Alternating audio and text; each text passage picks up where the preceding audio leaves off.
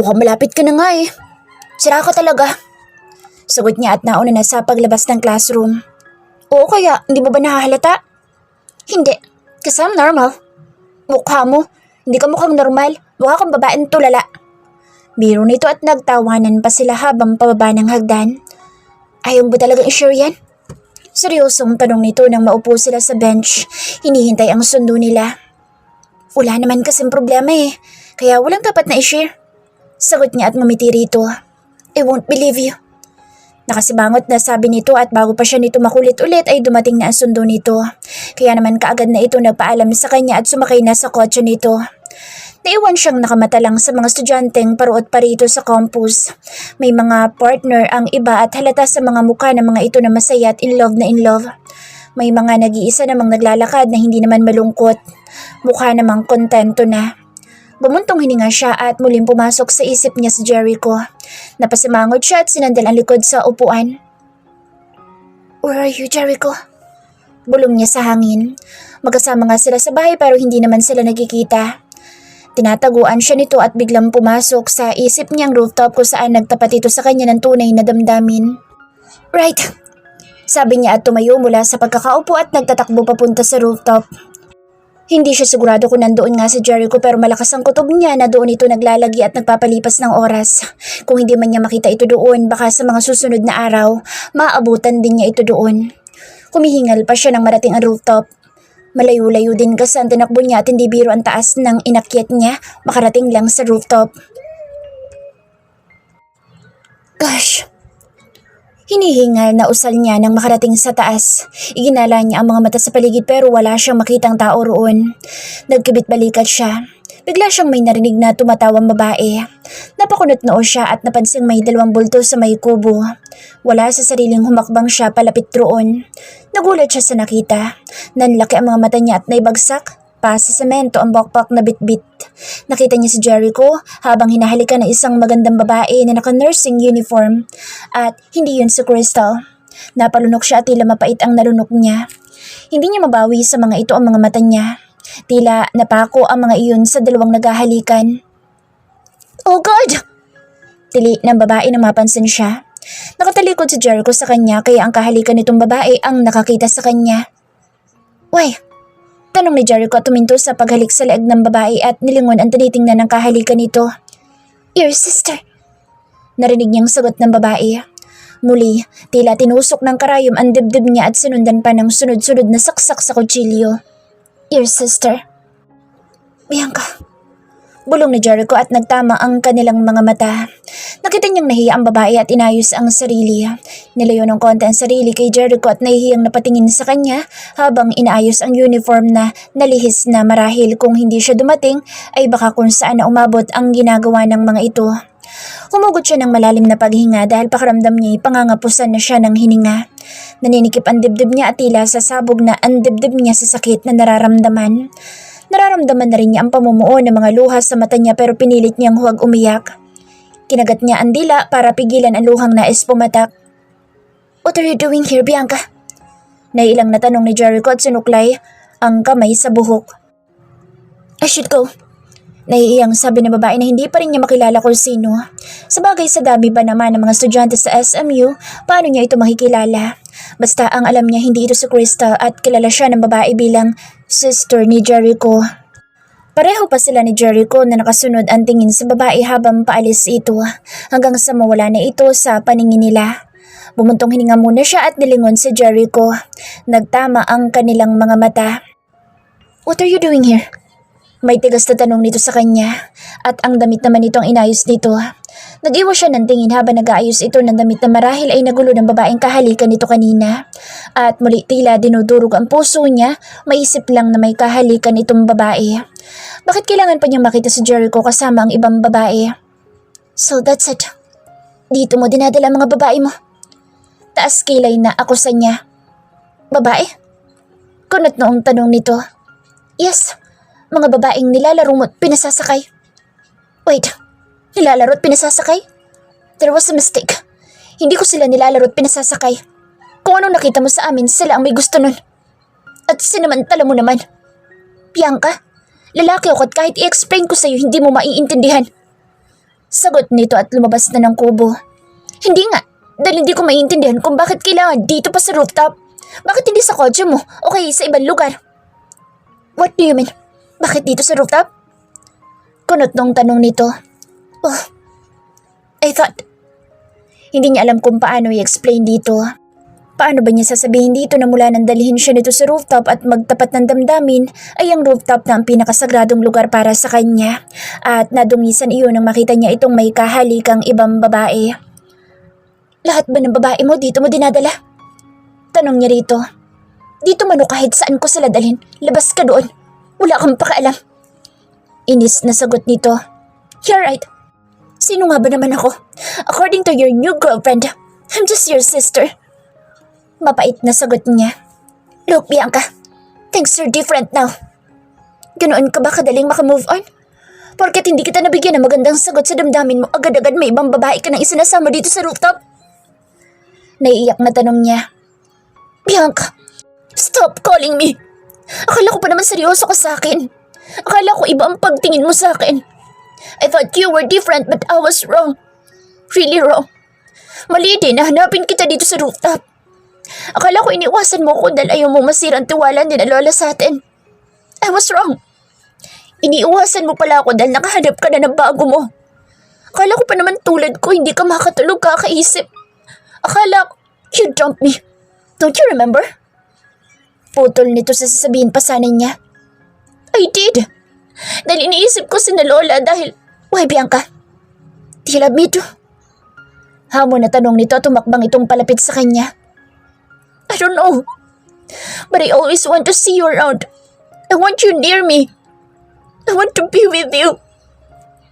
Umiiyak na sagot niya. Kanina pa niya pinipigilan ng mga luha pero hindi na niya nagawang pigilan pa ang mga iyon at tila patak ng ulan na sunod-sunod na naglanda sa pisngi niya. Then I saw you kissing other girl. Oh God. Para ako sinaksak. Patuloy niya habang umiiyak. Bianca. Bulong nito't kinabig siyang payakap. I want you to be with me. Bulong nito sa buhok niya habang mahigpit siyang nakayakap dito. Lalo namang lumakas ang pag-iyak niya. Let me explain everything to you, Bianca. Sabi nito. Don't cry, Bianca. I hate to see you like that crying and you're crying because of me. Patuloy nito habang halos madurog na siya sa mahigpit na pagkakayakap nito sa kanya. Let's talk about it. Let's talk about everything. I don't know how to start. Why don't you start about what happened earlier? Sagot niya dito habang nakaupo sila sa bench. Napapansin niyang unti-unti nang kumakalat ang dilim sa paligid. Oh, actually, she just came here. She followed me here. Sagot nito at napakamot pa sa ulo. Followed you? Yes, Bianca. Wala pa ako ni isasamang babae dito. Ikaw pa lang. Crystal. Not even her. It's just you, Bianca. I won't believe you. Why? Because I don't want to believe you. But if I say I love you more than anything, are you going to believe me? Tanong nito at marahas siyang napalingon dito. I love you, Bianca. I can do anything for you. Just say yes. But, what about them? Who? Lola? Sino Mom at Daddy? Yes. Everyone. They are not important, Bianca. Tayo ang importante. Ang nararamdaman natin ang mahalaga. Ang maging tayo ang importante. Hindi sila. Sagot nito at tinawakan ng mga kamay niya. Do you love me the way I love you? Bianca, you are my everything. I don't know how this happened. It happened, and I can't help it. Please, Bianca, help me with this. Love me back, Bianca. We can do this. We can fight for it. Kaya kitang panindigan. Bianca, kayang-kaya kitang ipaglaban sa kanila. Pagsusuma mo nito, tulad ng dati kitang-kita niya ang sakit sa mga mata nito. Ang paghihirap nito sa nadarama at nahihirapan din siyang makita itong nahihirapan. Sabihin pang may damdamin siya dito sa nakikita niya ngayon, alam niyang kaya siyang panindigan ni Jericho.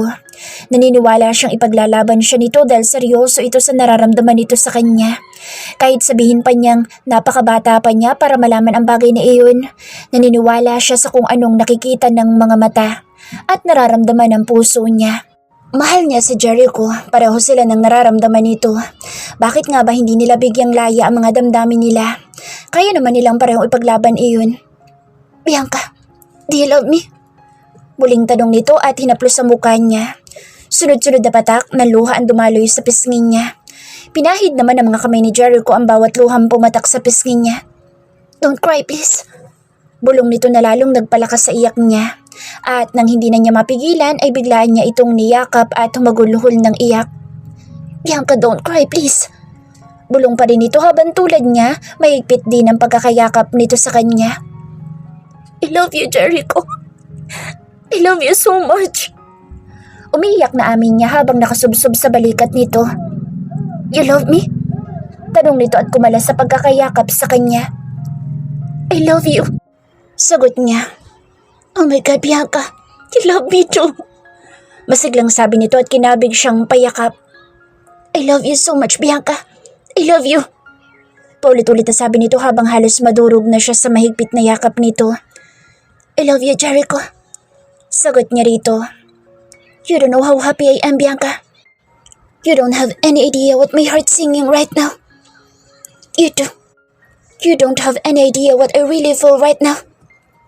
This is the best day ever for me. Sabi nito at kumalas ng pagkakayakap sa kanya. I love you. I love you too. Bago sila umuwi, dumaan pa sila sa ice cream house. Pasimple silang nag-celebrate ng first hour nila bilang official na may relasyon. Still can't believe it. Girlfriend na kita, Bianca. Bulong nito sa kanya habang kumakain sila. Ako din, hindi nga ako makapaniwala na magkakagusto ka sa akin eh. Bakit naman? Jericho, you know I'm not Shh. Putol nito sa sasabihin pa sana niya. Para sa akin ikaw ang pinakamaganda. Walang bola? No, I'm telling the truth and nothing but the truth. Natatawang sabi nito at natawa na rin siya sa sagot ng nobyo. Oo, nobyo na niya si Jericho at hindi siya nananaginip lang. Totoo na sila na talaga ni Jericho at kung ano ang mga susunod na mangyayari, aabangan at lalabanan nila ang anumang hadlang sa relasyon nila.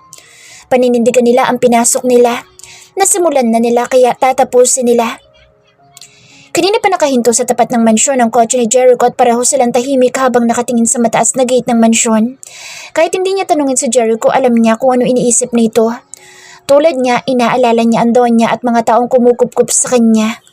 Wala silang masamang ginagawa pero hindi sa lahat ng tao, hindi masama ang tingin nila sa ginagawa nila ngayon. Lalo na magkasama sila sa bahay. Iisipin ng iba na nagli-live-in sila. Jericho, may nantawag niya dito dahil tila ang lalim ng iniisip nito. Ha? Kanina ka pa kasi nakatulala dyan. May problema ba? Ha? No. Wala.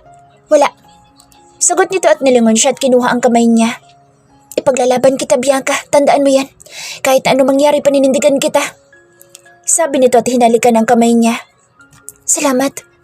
Tanging sagot niya at tinawid ang pagitan nila para mayakap ang nobyo. Nang kumalas siya ng pagkakayakap dito ay bumusina na ito para pagbuksan sila ng gate at pinaandar na nito ang kotse papasok sa malaking gate. Pagpasok nila, sabay pa silang nagbuga ng hangin. Tila ba pareho nilang pigil ang paghinga kanina at nagkatinginan pa sila at tumawa ng malakas. Tila ba malaya nilang napasok sa mansyon ng lihim nilang relasyon. Pagbaba nila, dumistansya muna sila sa isa't isa para walang makahalata sa kanilang dalawa. Hanggat maaari itatago nila ang kanilang relasyon. O Bianca, ginabi kayo? Nag-aalalang tanong ni Tita Maristel nang makapasok na sila sa loob. Sorry ma, nagpasama pa kasi ako sa kanya kanina sa library. May hinanap kaming libro. Sagot ni Jericho sa mommy nito. Ganoon ba? Akala ko kung ano nang nangyari sa'yo. Nag-alala tuloy ako na sabihin ni Manong na wala ka sa campus. Next time Bianca, huwag kang aalis nang hindi nagsasabi sa driver mo ha? Sorry po tita. Nahihiyang sabi niya. Kasalanan ko naman May. Bigla ko kasi siyang hinila sa library, baka kasi mag-close na. Salo ni Jericho. Yeah, I understand. Basta sa susunod ah. Opo tita. Yes ma, don't worry. Akong bahala kay Bianca. Sagot pa ni Jericho na halata sa mukha ni Tita Maristel ang pagkagulat sa anak. Dahil alam naman ito na walang pakialam sa kanya si Jericho. Lihim siyang napangiti. Pag-akyat nila sa itaas, kaagad na silang pumasok sa kanya-kanyang silid nila. Pagsara naman ng pinto niya, kaagad siyang nagtatalon sa tuwa. Sabayan pa ng mga impit na tili dahil baka may makarinig sa kanya. Kami na! Kami na! Paulit-ulit na impit na sigaw niya habang tumatalon-talon sa tuwa. Umabot na siya sa kama at lalo pang nagtatalon doon. Mahal ako ni Jericho! Sabi niya habang tila nasa alapaap siya sa tuwa at sayang nararamdaman sa sarili. Nang mapagod, ibinagsak na niya ang katawan sa malambot na kama at niyakap ang malambot na unan. I love you, Jericho! Hiyaw niya sa may unan. Pakiramdam niya nasa langit na siya. At kung nananaginip lang siya, ayaw na muna niyang magising. Gusto muna niyang i-enjoy ang lahat. Napabalikwas pa siya nang marinig na tumunog ang cellphone sa may bulsa. Mabilis niyang kinuha iyon at binuksan para tingnan kung sino ang nag-text. Hey, sweetheart. Sweetheart? Tanong niya sa sarili at muling binasa ang message at tiningnan ang number. Hindi nakaregister sa phone niya ang number kaya hindi niya alam kung sino ang nag-text at tinatawag pa siyang sweetheart. Who's this? Reply niya at paulit-ulit na binasa ang message. Oops, sorry sweetheart. Hindi mo pala alam ang number ko. It's me, Jericho. Nang mabasa niyang message, lalo pa siyang naglupasay sa kama sa kilig na nararamdaman. Gusto niyang sumigaw para ilabas ang kaligayahang nararamdaman. Pretty cool, reply niya. No, you are the pretty. Kinilig na naman siya sa reply ng nobyo. Halos gusto na nga niyang takbuhin ang silid nito at yakapin ito ng mahigpit dahil pakiramdam niya miss na niya ito. Kahit magkasama pa lang sila kanina at nag-celebrate ng first hour nila together. I miss you. Oh, you don't know how much I miss you. Sa akin nila sasabay si Bianca. Sabi ni Jericho habang kumakain sila ng almusal. Sunulyapan niya ang nobyo at lihim na napangiti at muling itinuon sa pagkain ng atensyon. Mabuti pa nga, isabay mo na siya para hindi ka nakakagala pa. Sagot ni Tita Maristel sa anak habang nilalagyan ng prutas ang plato niya. Hindi naman ako gumagala pa eh. Pakamot-kamot na sagot ni Jericho at inubos ang laman ng plato. Hindi raw, ikaw pa, napapabarkada ka na. Sagot ni Tita Maristel. Lihim na naman siyang ngumiti. Hanggang sa matapos silang kumain, panay pangaral ni Tita Maristel kay Jericho dahil total naman day, nagpresenta na si Jericho na ihatid siya. Ito na rin daw ang susundo sa kanya mamaya pag uwi. Lihim niyang ikinatuwa iyon dahil kahit papaano may oras sila para magkasama kahit sa maiksing biyahe lang papuntang SMU. Ready? Nakangiting tanong ni Jericho nang makasakay na sila sa sports car nito. Ngumiti siya at tumango rito. I love you. Bulong nito at kinuha ang kamay niya at hinalikan iyon. I know. That's why I love you too. Nakangiting sagot niya, tinaplos ang gwapo mukha nito at pinaandar na ang kotse palabas ng gate. Habang hawak-hawak pa rin ito ang kamay niya. Sa biyahe panay ang biruan nila na tila ba pareho nilang idinadasal na sanay huwag muna nilang marating ang campus dahil maghihiwalay na naman sila. Pupunta sila sa kanya-kanya nilang klase at magkikita na lang mamayang uwian. Hindi sabay ang break time nila kaya hindi sila makakakain ng sabay. Pagdating sa campus, kaagad siyang pinagbuksan nito ng pintuan at inalalayan pa siya nitong palabas tulad ng ganap na maginoo. Ihahatid na kita sa room mo. Wag na, baka maliit ka pa. Tangging niya dahil baka may makahalata sa kanila sa campus. Ayaw niyang pagchismisan sila ng mga kaskwela. Lalo na't alam ng mga kaskwela nila kung sino siya sa buhay ng mga Gomez. Well, okay. See you later. Sabi nito at tinapik pa siya sa balikat. See you later. Habol niya at sinundan ng tingin ang papalayong nobyo. Hey! Nagulat pa siya na makita sa Ella sa tapat niya. Hi! Alanganing bati niya at muling sinulyapan si Jericho na ngayon ay kausap na ni Vincent. Butit sinabay ka na ni Jericho? Tanong nito at sinundan ang tinitingnan niya. Nakita nito si Vincent kaya ayun, nagtititili na naman dahil nakita na naman ito ang ultimate crush nito. Nawala tuloy ang atensyon nito sa kanya. Buti na lang nawala sa kanyang atensyon nito. Kung hindi sandamakmak na naman mga tanong ang itatanong nito kung bakit magkasabay sila ni Jericho. Ang gwapo-gwapo talaga ni Vincent. Sumusobra na siya. Hindi na legal ang ginagawa niya.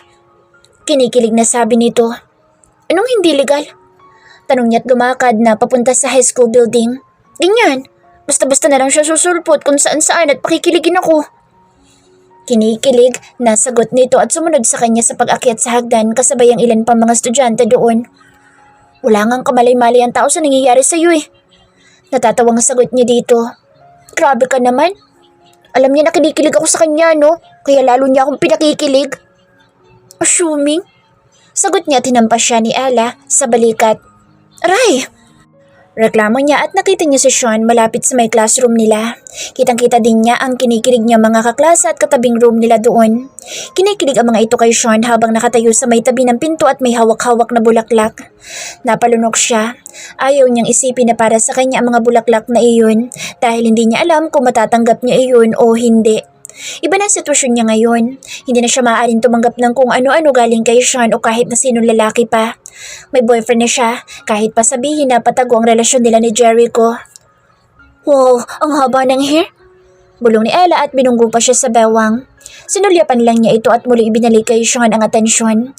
Napansin niyang palapit na ito sa kinatatayuan nila ni Ella at may mga ilang tumitili na sa kilig. Kasama na si Ella doon na kilig sa tabi niya. Hi! Nakangiting batay ni Sean nang huminto ito sa tapat niya. Masasabi niyang gwapo si Sean at marunong magdala ng damit pero si Jericho ang pinakagwapo para sa kanya. Dahil si Jericho ang mahal niya at tanging lalaking nasa puso niya mula pa noong bata siya hanggang ngayon pa na dalaga na siya. Hello? Alanganing bati niya at alanganing umiti dito.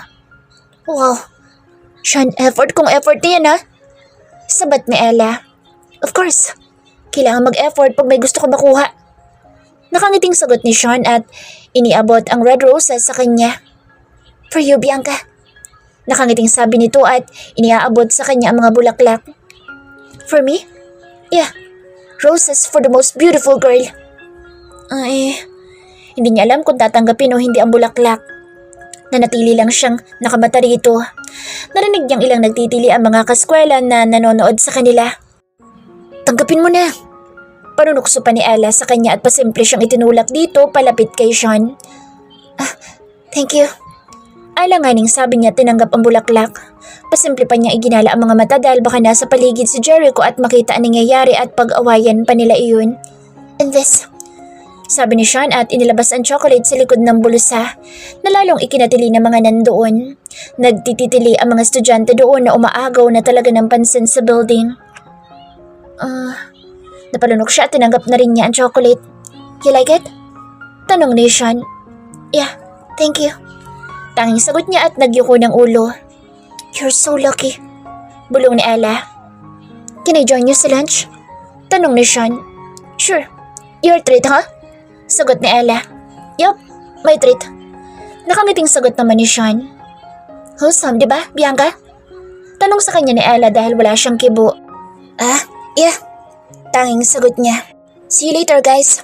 May klase pa ako. Dumaan lang talaga ako para ibigay yan. Paalam ni Sean. Ang sweet mo naman. Si Ella na hindi maitago ang kilig. Kailangan eh.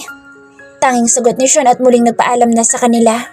Tumangutango lang siya dito dahil hindi naman niya alam kung ano ang sasabihin dito. Habang papasok sila sa classroom, halos lahat ng kaklase nila ay niloloko siya at kinokongrats. May nagsasabi pang bagay sila ni Sean at ang swerte niya kay Sean.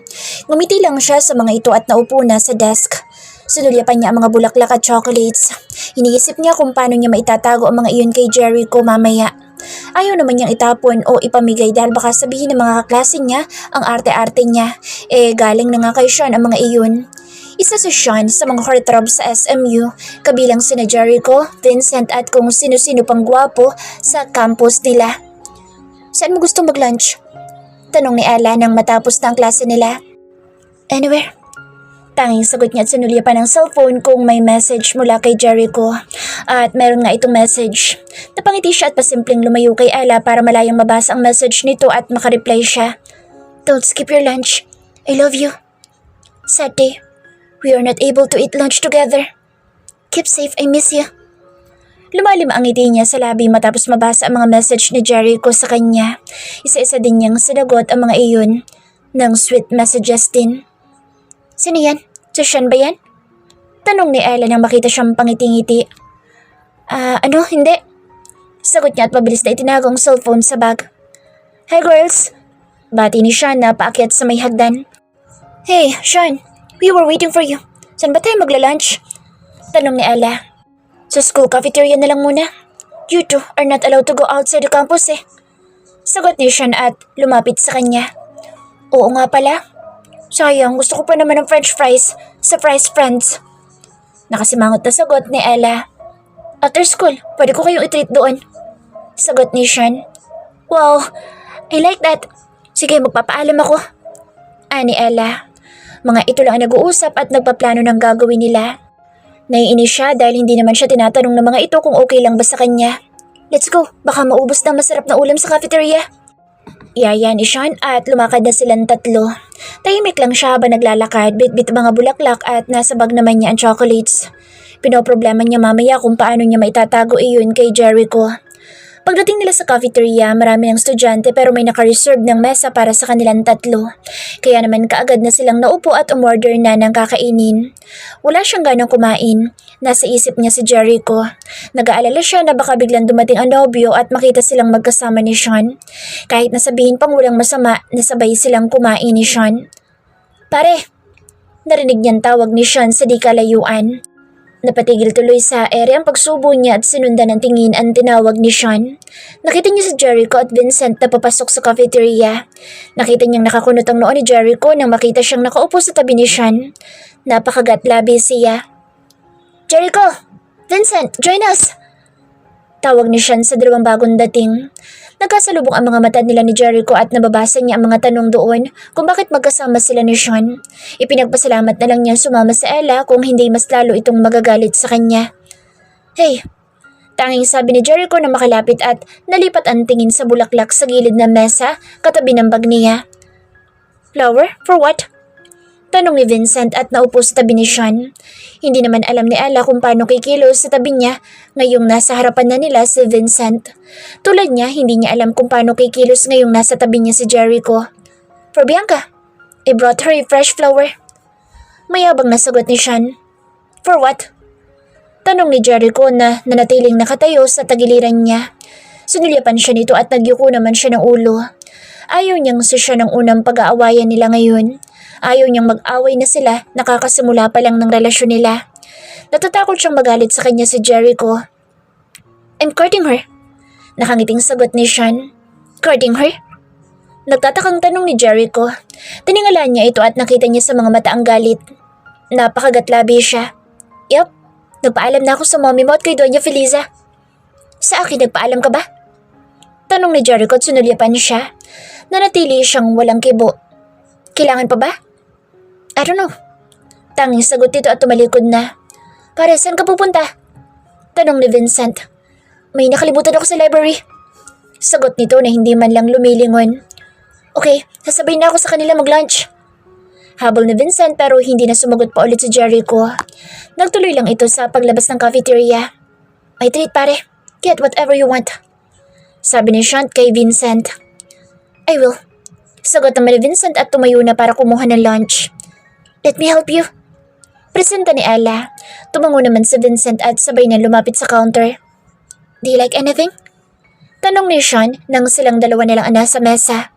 No thanks. Tang sagot niya at hindi mawala sa isip niya si Jericho.